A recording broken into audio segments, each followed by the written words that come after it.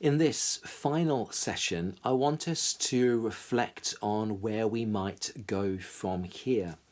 As the old adage goes, practice makes perfect.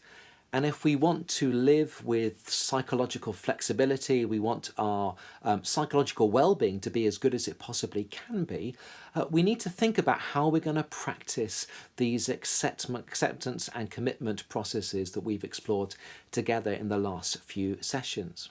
How and when can we remind ourselves of our values and our sense of meaning and purpose in this world? Remind ourselves the kind of people we want to be and how we want to live.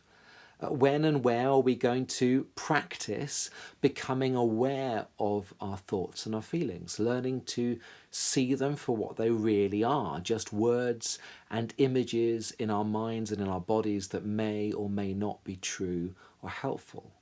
How are we going to practice letting those things be there, accepting our thoughts and feelings and letting them be there in our lives?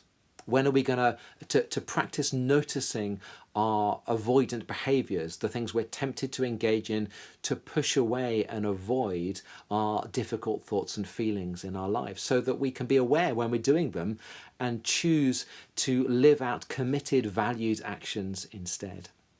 And how are we going to practice planning and living out those values, actions, so we can live out the kinds of lives that we actually want to live out, even though we are experiencing the inevitable challenges along the way? Jesus took time out to get up early in the morning and pray. And if the Son of God needs time out to pray and reflect, to be present, then we certainly do too. I find it absolutely invaluable regularly pausing to write down, in a journal, to write down what my values are, remind me of those, what my thoughts and feelings are, practice seeing them for what they are, letting them be there, write down the kinds of avoidant behaviours I'm tempted to engage in, and write down what I can actually do that would help me live out my values in the world. In the Christian tradition, we have this wonderful tradition of a rule of life. Monks and nuns, religious brothers and sisters, for years and years and years, have lived under a rule of life. Now, this isn't a kind of rule of rules, things you must do. The root of the word rule is that of a trellis, a structure that enables us to grow and to develop.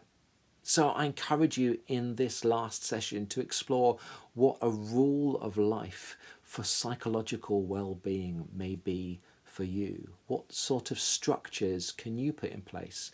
When and where can you pause and reflect to remind yourself of your values?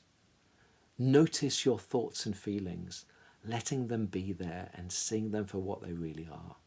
Notice the kinds of avoidant behaviour you're tempted to engage in. And notice the valued actions that it's good for us to engage in. Plan when and where we're going to do that so we can live out the kinds of lives that we want to live out. I've been saying all along in these sessions that Jesus came to bring us life, and life in all its fullness. And part of that means psychological well-being as well. But psychological well-being isn't about not experiencing difficulties. We all experience difficulties. Jesus experienced difficulties.